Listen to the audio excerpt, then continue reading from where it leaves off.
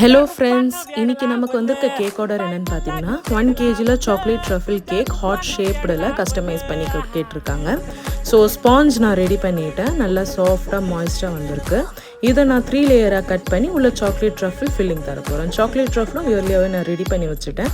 அதை ஃபில்லிங் கொடுத்துட்டு ஹாட் ஷேப்பில் நானே கட் பண்ணி க்ரம் கோட் பண்ணி வச்சுருக்கேன். ஹாட் ஷேப் மோல்டு இல்லாதனால நானே ஹாட் ஷேப் கட் பண்ணி வச்சுருக்கேன். ஸோ இது எப்படி வந்திருக்குன்னு சொல்லி நீங்கள் மறக்காமல் கமெண்ட்ஸ் பண்ணுங்கள். இதுதான் ஃபைனல் அவுட்புட். கஸ்டமர் கேட்ட மாதிரி ஹாட் ஷேப்பில் கட் பண்ணி அவங்க பேரண்ட்ஸோட ஆனிவர்சரிக்காக கஸ்டமைஸ்டு டிசைன் பண்ணியிருக்கோம்.